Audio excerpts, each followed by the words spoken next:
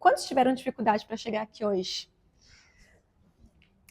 Olha para trás e vê quantas pessoas levantaram a mão. Olha só, não é natural que tenha acontecido para nós nos encontrarmos. Não é natural. Tem algo sobrenatural acontecendo. Nós estamos abalando o reino das trevas.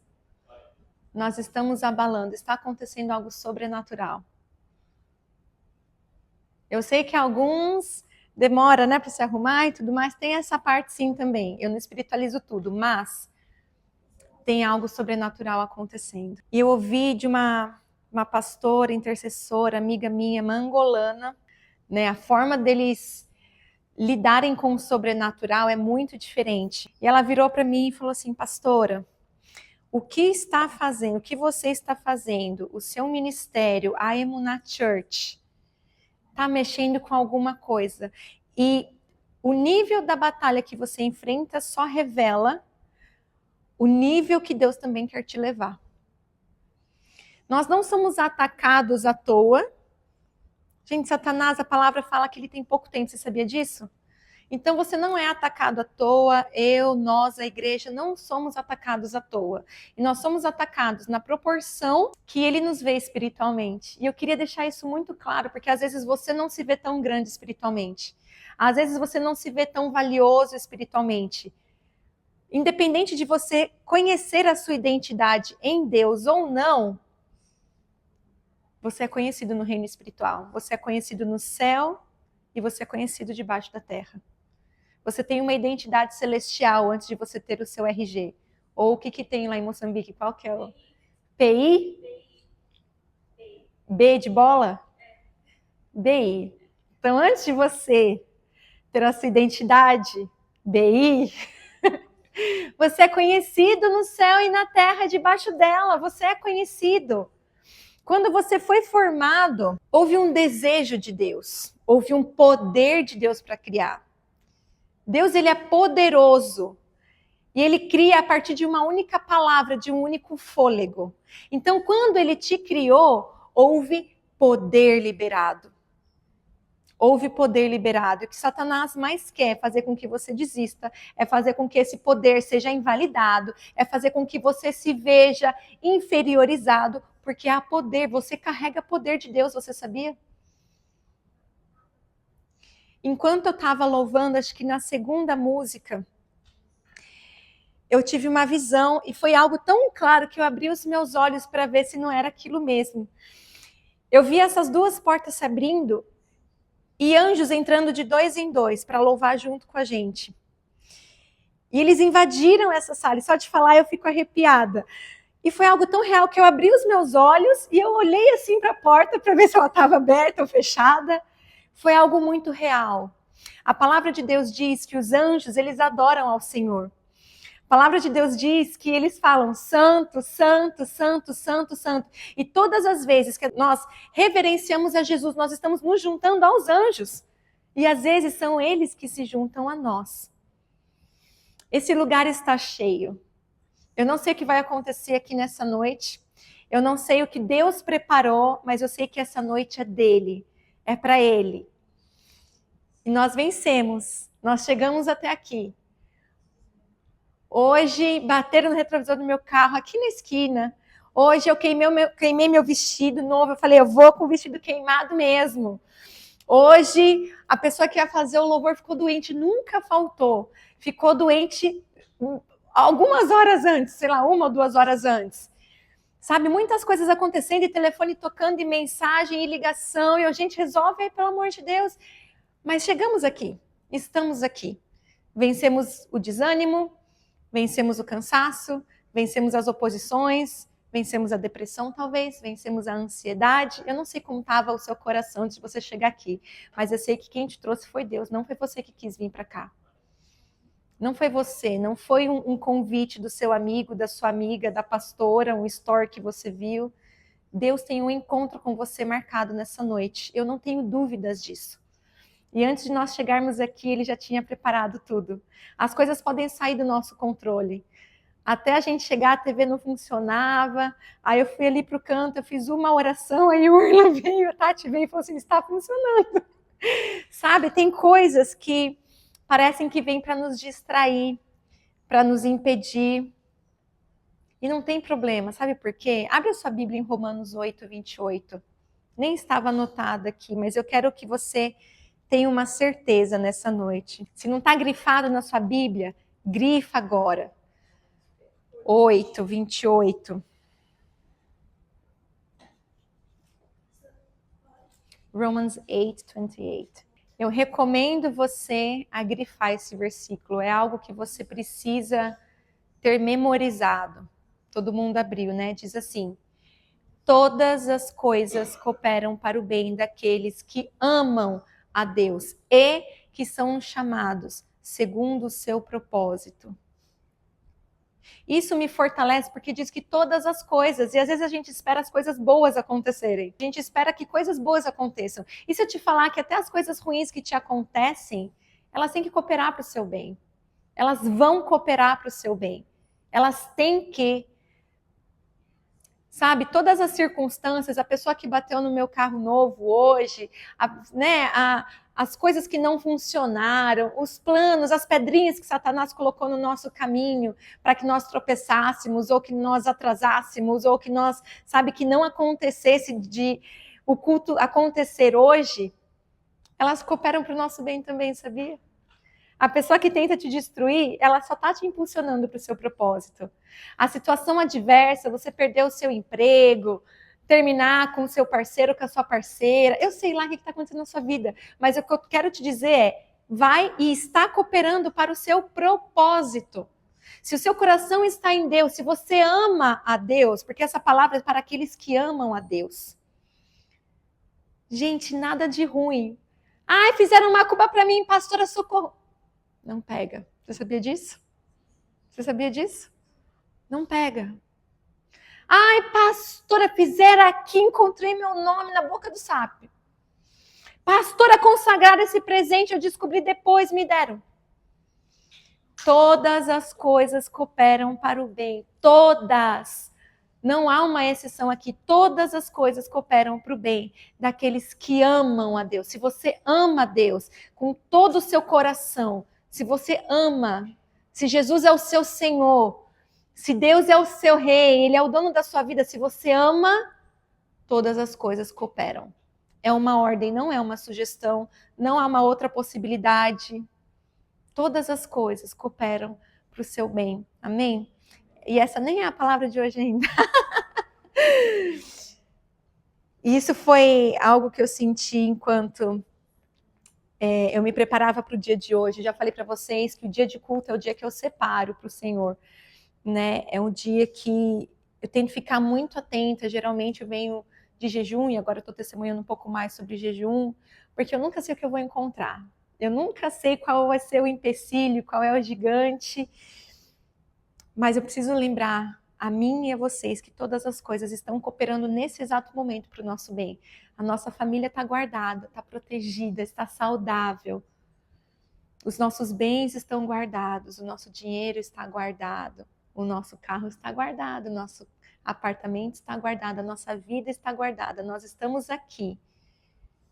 E tudo aquilo que a gente entrega para o Senhor tem um envolto, sabe? É protegido, toda a nossa vida. E tudo que é inerente à nossa vida tem que estar protegido, porque nós amamos ao Senhor.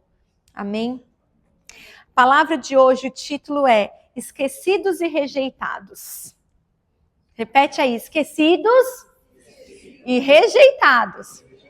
E às vezes os esquecidos e rejeitados somos eu e você. E eu quero falar sobre essa classe, sobre esse tipo de pessoa, sobre esse perfil de esquecidos e rejeitados. Antes, deixa eu contextualizar o versículo de 1 a 5, para você entender o que vai acontecer a partir do 6.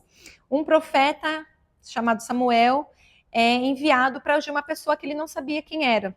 Então ele foi à procura. E geralmente, parênteses, geralmente Deus faz isso com a gente, né? Ele manda a gente fazer alguma coisa, mas não dá os próximos passos. Não dá um plano completo. Aí a gente fica meio assim, né?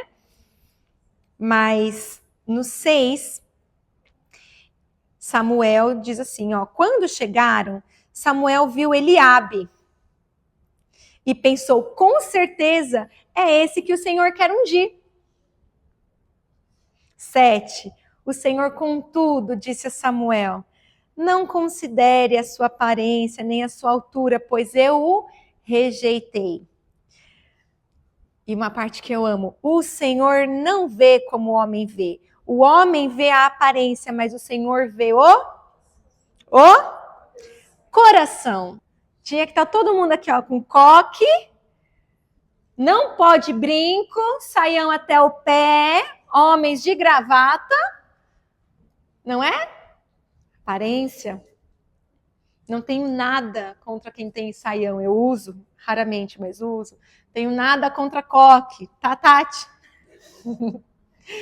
Não tenho nada contra, mas a Bíblia nos ensina a não olhar a aparência. E o profeta, homem de Deus, errou no seu julgamento ao olhar uma pessoa e falar, ah, essa daqui. E o Senhor falar, eu olho o coração. Deus olha o coração e mais do que isso, Ele escolhe pelo coração. Então nunca mais deixa ninguém olhar sua aparência, rejeitar, te apontar, dizer isso ou aquilo de você por causa da sua aparência. Porque a sua aparência não é o que determina ser escolhido por Deus ou não, é o seu coração, segundo a Bíblia. Vamos lá. Então, de novo eu vou ler essa parte. Não considerem a sua aparência nem a sua altura, pois eu o rejeitei. O Senhor não vê como o homem. O homem vê a aparência, mas o Senhor vê o coração. Versículo 8. Então Jessé chamou Abinadab e levou a Samuel. Ele, porém, disse, o Senhor também não escolheu esse. Em seguida, Jessé levou Samá a Samuel. Mas esse disse, tão pouco foi esse que o Senhor escolheu. Jessé levou a Samuel 7 dos seus filhos. E Samuel disse, o Senhor não escolheu nenhum desses. Então perguntou a Jessé, todos os filhos que você tem estão aqui? Jessé respondeu, ainda tenho caçula, mas ele está cuidando das ovelhas. Samuel disse, traga-o aqui, não sentaremos para comer, enquanto ele não chegar. Jessé mandou chamá-lo, e ele veio, o rapaz era ruivo, de belos olhos e boa aparência. Então o Senhor disse a Samuel, é esse, levante-se e unja-o. Samuel apanhou o jarro com óleo e o ungiu no meio dos seus irmãos. A partir daquele dia, o Espírito do Senhor apoderou-se de Davi. Depois disso, Samuel voltou para Ramá. Deixa eu explicar o que está acontecendo aqui. Jessé tinha 8 filhos.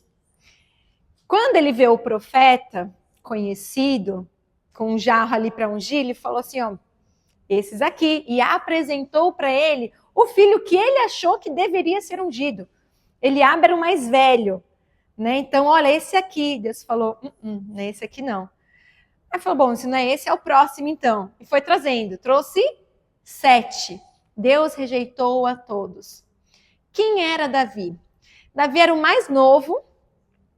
Davi estava lá cuidando das ovelhas, num pasto sozinho, esquecido até pelo seu pai. A ponto do profeta ter que perguntar, mas você não tem mais nenhum? Tem certeza mesmo? Não tem mais nenhum filho? Ele, tem um, caçula, tá lá, cuidando das ovelhas. E aí Samuel tem um discernimento, pois traz ele, ninguém se senta até ele chegar. E quando ele se senta, quando ele chega, Deus aponta o esquecido e fala, é esse daqui, esse aqui, o esquecido, o caçula, o que nem o próprio pai lembrou, esse vai ser o rei. E ali ele é ungido. Deus, ele trabalha no oculto. Deus ama o anonimato. Quem gosta de estrelismo, de aparecer, somos nós. Mas Deus, ele gosta do anonimato. Deus geralmente escolhe aquele pequenininho, aquele que ninguém está vendo, aquele que ninguém dá valor nenhum, para tornar alguma coisa relevante. Constantemente Deus faz isso. E talvez esse sejamos nós. Às vezes a gente quer buscar um status, às vezes a gente quer buscar uma fama, às vezes a gente quer buscar uma notoriedade, a gente se parece com uma vitrine, né? O que é uma vitrine? A vitrine é a exposição. A vitrine, ela remete o valor daquilo que está dentro. E aí a gente quer expor, a vitrine expõe. Né? Você vai numa loja ali de, sei lá, de bolsas e tem as bolsas com determinado valor na vitrine. E nós queremos ser a vitrine. Mas o que é de fato, de valor, não fica exposto. Fica no anonimato. Olha as joias preciosas. Porque quem dá valor hoje para bolsas, para coisas materiais, somos nós. Mas olha para aquilo que Deus criou. Vamos olhar para a natureza. Joias preciosas. Que são formadas de pedras raras, difíceis de serem encontradas. E se encontradas, ainda tem todo um trabalho de garimpo, de lapidar. E a forma com que essa joia, essa pedra, ela é cortada para se transformar numa joia, é o que dá o valor. Então nós atribuímos valor para coisas erradas. O valor para Deus está no trabalho, está em pegar uma joia bruta, uma pedra bruta que ninguém dá valor nenhum e falou, dessa pedra aqui eu vou tornar uma joia, uma pedra preciosa. E assim ele começa a lapidar, assim ele começa a cortar, assim ele começa a limpar. Gente, até o ouro, que nem tem tanto valor assim comparado a pedras, olha o trabalho que é para achar o ouro. Chega um garimpeiro lá, vai às vezes no rio, vai às vezes cavucar em algumas minas, se suja, fica lá o dia todo, e peneirinha para cá, peneirinha para lá, para pegar sei lá quantos miligramas de alguma coisa, e separa, e tira a sujidade, aí vai para o fogo, aí derrete, aí o fogo purifica. Isso que eu estou falando só do ouro. Quanto mais valor nós não temos para Deus. E deixa eu te falar, sabe qual é o segredo para o sucesso? O segredo para nós aparecermos? Nós nos escondermos em Deus. Quanto mais escondido, mergulhados nós estivermos em Deus, quanto mais profundo estivermos em Deus, ali está garantido o nosso sucesso. Em todas as áreas. Inclusive na área que está aí no seu coração, que eu não sei qual é. Mas eu sei que são todas, porque a Bíblia nos garante que Jesus veio para nos dar uma vida e vida em abundância. O que abunda tem que transbordar. Só que aí a gente tem um problema de identidade, que é o quê? Achar que você é pequenininho e porque você é pequenininho você é inferior. Nem sempre o pequeno é inferior. Faz sentido para você? Davi, ele era o pequeno, mas ele não era inferior. Ele era superior aos irmãos dele. Davi ele foi escolhido para ser o rei, mas ele era pequeno. Deus sempre vai usar aquele que se humilha para ser exaltado. Você quer exaltação? Se humilhe primeiro.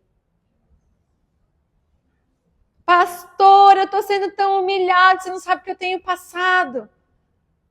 Eu não sei, mas o que eu sei é que se você passar por essa provação, o que tem no final é exaltação.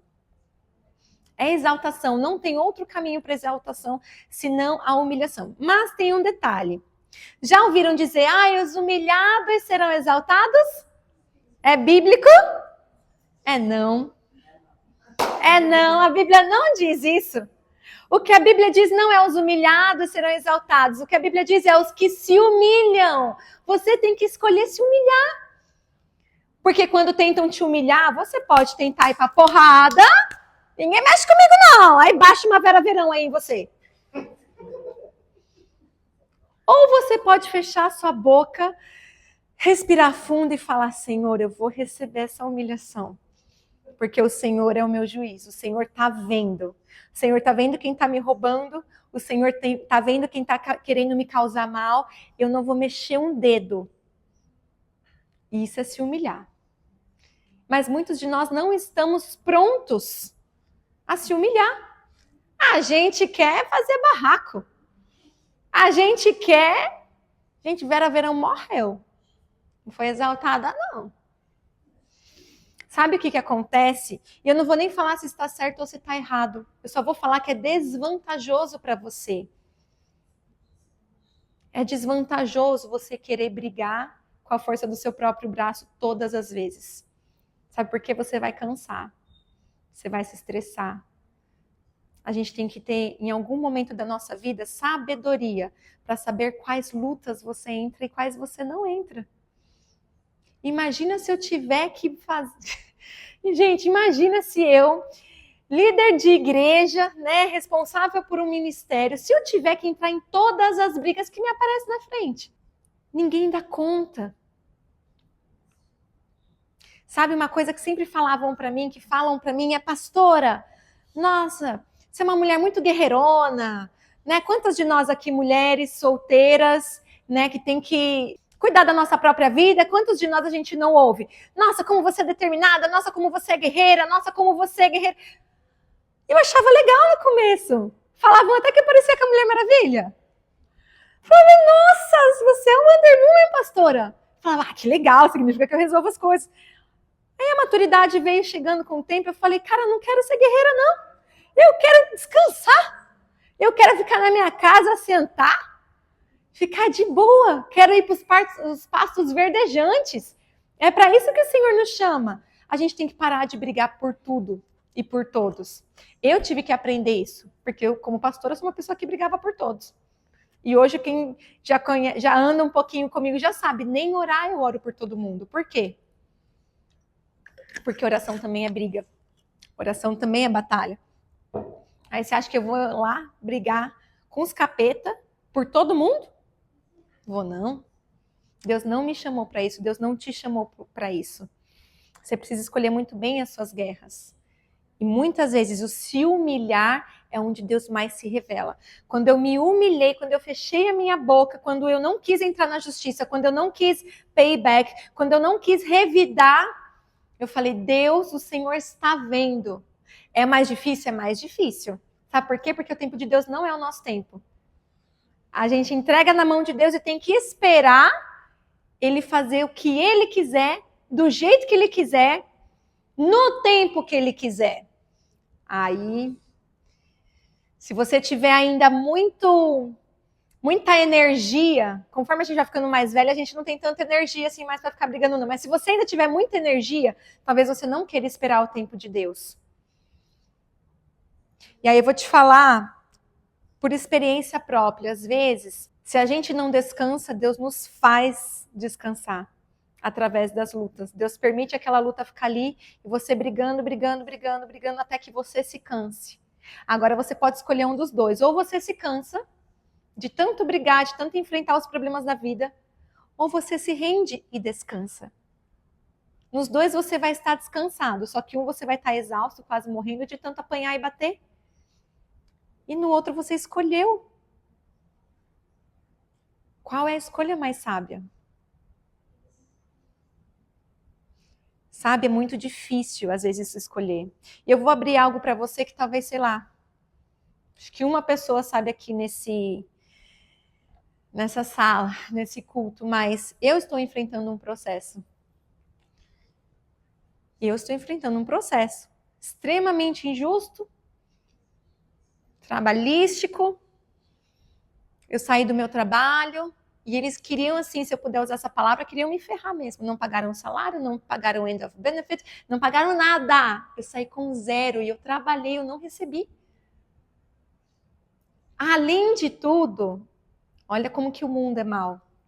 Além de tudo, eles me processaram, arranjaram qualquer desculpa lá, criaram os documentos, minha assinatura apareceu em algum lugar. Olha quão sério é. E aí eu ouvi alguém da empresa falando assim: ah, Railda, mas eles fazem isso mesmo, eles são fortes. São um grupo de empresas muito grandes, nem adianta você brigar, porque eles têm muitos advogados e advogados bons, locais. Aí eu já respirei fundo assim, falei: Senhor é o meu juiz. Nem advogado eu tenho, que dizem que advogado é caro aqui nesse Dubai. E aí, quando eu fui descobrir, eles fizeram um complaint contra mim. Eu tô te contando isso, abrindo assim agora, depois de alguns meses que eu tô enfrentando isso praticamente sozinha, assim. E aí, eu saí daquele trabalho e detalhe, eu só fiquei sem o meu salário porque eu mandei um e-mail dizendo que eu não voltaria na segunda. Falei, olha, lembra que meu contrato termina dia tal. Tem mais alguma coisa que eu posso fazer pela empresa? Vocês precisam de mim para mais alguma coisa? Aí eles falaram, cara, ela não vai vir na segunda, então a gente vai segurar o salário, porque o salário cairia no final de semana. Falei, cara, eu fui tentar ser boazinha, fui tentar ser justa. Tentar sair, fazer um handover, como fala isso? Tipo, passar, tipo assim, finalizar minhas coisas. Além de cortarem tudo, como se não fosse suficiente, eles teriam que me pagar uma multa. Eles queriam que eu pagasse essa multa instantaneamente, uma multa indevida, e aí eles entraram com um complaint no Ministério do Trabalho. Eu estou resumindo bem a história do Ministério do Trabalho, foi para a Justiça. E pensa que eu trabalhava em Sharjah, tudo em árabe. Fui parar na corte de Sharjah. Não tinha uma placa em inglês, uma seta, nada. Eu entrei aquele lugar gigante. Aí eu fiquei olhando, fiquei assim, uns 5 minutos parada. Meu Deus, o que eu vou fazer aqui? Porque eu fui intimada, as coisas aqui são diferentes, né? Fui intimada por SMS, recebi uma mensagem de texto, tudo em árabe. A única coisa em inglês estava escrito Sharjah Court. Quando isso? Pré-culto. Algumas terças atrás. Eu olhei aquilo, quando que era a audiência? No dia seguinte. Falei, mas eu tenho culto, eu chego em casa à tarde do culto. O que eu fiz antes de vir para o culto? Fui lá na corte. Ninguém falava inglês, aí eu peguei assim o celular com a mensagem aberta, mostrei para um cara, ele só fez assim para mim. Aí eu olhei, fui lá para o outro cara que ele tinha apontado, apontei a mensagem de novo, ele imprimiu uns papéis, me deu, falou assim, amanhã, tomorrow, 8:30. Falei, mas tomorrow o quê? O que está escrito aqui, pelo amor de Deus? O que é isso? Não, amanhã você tem uma audiência. Eu falei, que audiência? Eu não tenho advogado, eu estou indo para a igreja. Aqueles árabes não entendiam nada. E eu vim pregar sem ninguém saber o que eu estava passando, com um sorriso no rosto. Preguei, foi uma bênção, todo mundo foi embora abençoado. Voltei para minha casa, pareci lá, era audiência online pelo menos. Pareci lá sem advogado, sem entender o que eles estavam falando. Propositalmente, eles começaram a falar só em árabe. E eu só orando, falando, Deus, o Senhor é o meu advogado, Pai. O Senhor sabe que tudo isso é uma injustiça. E a multa que eles deveriam me pagar, eles queriam que eu pagasse. Aí eles inverteram os documentos. Como eu falei, minha assinatura apareceu num documento lá, inválido. E aí eu falei, Deus, eu não sei o que eles estão falando. Eu não tenho advogado. E eu tô aqui. O que eu faço? Resumo da história. Primeira instância, eu não sei como, mas o complaint deles foi indeferido. Eu orei assim, eu falei, Deus, mas os caras não eram assim, os fortões, os que não sei o quê, eu nem árabe sei falar, apareci lá sozinha, sem advogado. E aí o complaint deles foi indeferido. E aí eu fiquei sabendo que eu tinha que fazer tipo uma réplica. Se eles fazem um complaint, eu tenho que fazer também. Então são 2 processos. Então o deles, pela misericórdia de Deus, não sei como eles perderam. Aí eu tinha que ganhar o meu ainda. Aí vai e me marcam lá outra audiência. Quando? Pré-culto, né? Terça, pré-culto. Aí vai lá, não sei o que acontece, mas eu era online, fiquei 1h30 online e ninguém apareceu.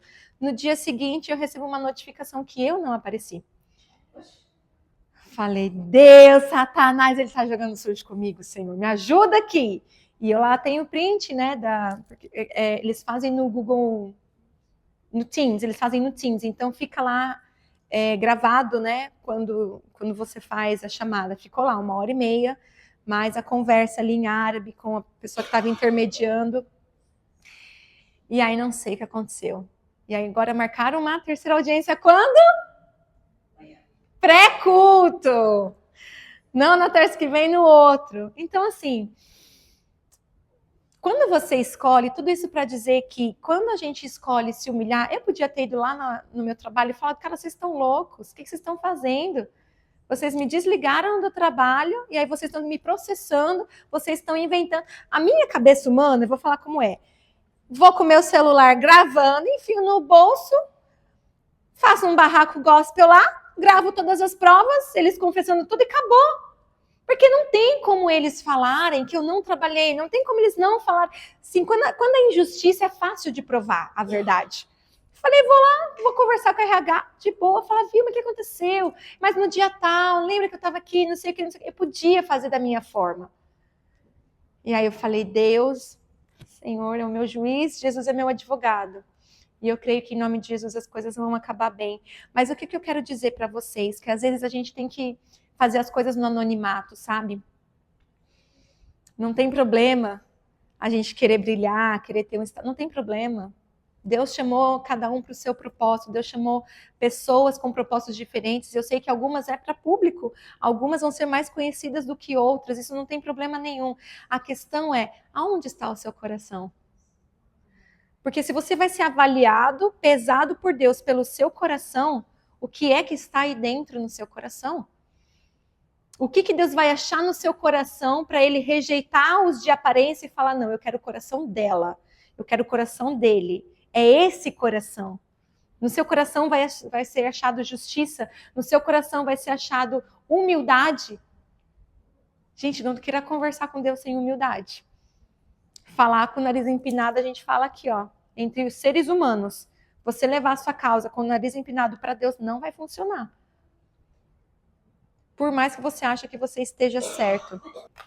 Olha o que está acontecendo aqui. No 3º ano de Ciro, rei da Pérsia, Daniel, chamado Beltesazar, recebeu uma revelação. A mensagem era verdadeira e falava de uma grande guerra. Na visão que teve, ele entendeu a mensagem. Naqueles dias, eu, Daniel, passei 3 semanas chorando. Não comi nada saboroso, não provei nem carne nem vinho, tampouco usei alguma essência aromática, até que se passaram 3 semanas. Esse aqui é o jejum de 21 dias de Daniel. Versículo 4, no 24º dia do 1º mês, eu estava em pé, à margem daquele grande rio, o Tigre. Olhei para cima e vi um homem vestido de linho, com um cinto de ouro puríssimo, de ufaz na cintura. O seu corpo era como crisólio, o seu rosto como um relâmpago, os seus olhos eram como tochas acesas, e os seus braços e as suas pernas como reflexo de bronze polido. A sua voz era como o som de uma multidão. Versículo 7, somente eu, Daniel, tive a visão. Os homens que me acompanhavam nada viram, mas foram tomados de tal pavor que fugiram e se esconderam. Versículo 8. Fiquei assim sozinho, olhando para aquela grande visão. Fiquei sem forças, muito pálida e quase desfaleci. Quando eu escutei o que ele dizia e ao som da sua voz, caí desacordado com o rosto em terra. Versículo 10.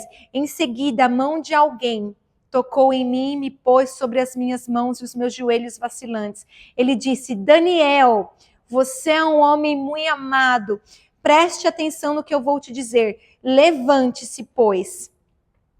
E eu fui enviado a você. Quando ele me disse isso, pus-me em pé tremendo. 12. Ele prosseguiu, não tenha medo, Daniel. Desde o primeiro dia que você decidiu buscar entendimento, algumas versões vão dizer, desde o primeiro dia em que você orou, e aí eu volto para a minha versão, desde o primeiro dia em que você decidiu buscar entendimento e se humilhar diante de Deus, as suas palavras foram ouvidas. E eu vim em resposta a elas. Mas o príncipe do reino da Pérsia resistiu a mim durante 21 dias. Então Miguel, um dos príncipes supremos, veio em minha ajuda, pois eu fui impedido de continuar ali com os reis da Pérsia. Deixa eu explicar o que está acontecendo aqui. Daniel estava num jejum, um jejum parcial, por 3 semanas, 21 dias. No 21º dia, ele tem uma visão. Um anjo vem até ele. E olha a mensagem que esse anjo traz. Desde a primeira vez que você orou, desde a primeira vez que você se humilhou, as suas orações foram ouvidas. Só que eu fui impedido de chegar com a resposta das suas orações. Sabia que tem coisas acontecendo que Deus já liberou para sua vida, que está tendo uma luta no céu para chegar até você? Gente, isso acontece, é real. Tem coisas que Deus já liberou, tem coisas que já foi autorizado no reino celestial para chegar até você. Mas há um impedimento entre o que Deus libera até chegar e concretizar na sua vida, tem um meio tempo, tem um caminho aqui. Quem traz as respostas das orações são anjos. Olha o que aconteceu aqui. O anjo estava trazendo a resposta da oração feita há 21 dias atrás.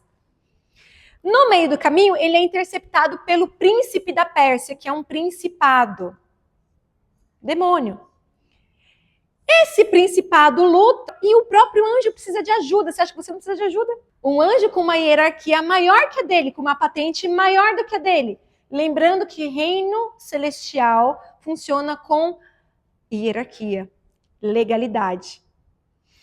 Gabriel ele não conseguia continuar o percurso para trazer a resposta da oração de Daniel.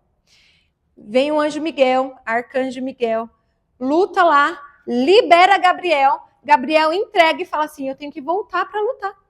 E aí eu quero te dizer que talvez em 21 dias, 21 meses, em algum tempo que você está buscando algo da parte do Senhor, não aconteceu. O fato de não ter concretizado ainda não significa que não foi liberado nos céus para você. A gente precisa se apegar à palavra. Sabe? E eu quero dar 2 recados para resumir. Primeiro, o que eu acabei de falar. Não aconteceu ainda aqui, mas se no céu já aconteceu, não tem impedimento, não tem demônio, não tem trânsito, não tem dinheiro, não tem processo contra trabalho, não tem nada, vai ter que se cumprir. Vai ter que se cumprir, todas as coisas cooperam para o bem daqueles que amam a Deus. E a segunda é nunca, nunca, nunca minimize ninguém, nem você mesmo. Não se ache indigno, não se ache pequeno demais, não se ache, mas eu faço isso, mas eu faço aquilo, eu tenho isso, eu tenho aquilo. Deus conhece o seu coração. Sempre há chance de voltar. Eu não estou passando a mão na cabeça de ninguém. Se você sabe que você está fazendo alguma coisa de errado, se conserte. Mas esse algo errado que você precisa se consertar não é determinante hoje. E eu quero que vocês vejam um testemunho. Porque se um cara como esse que vocês vão ver agora conseguiu ser alcançado por Deus, ser favorecido por Deus e Deus mudar a sorte dele, Deus faz com qualquer pessoa. E aí depois eu vou orar com vocês, tá bom? Você pode colocar para nós, Tati?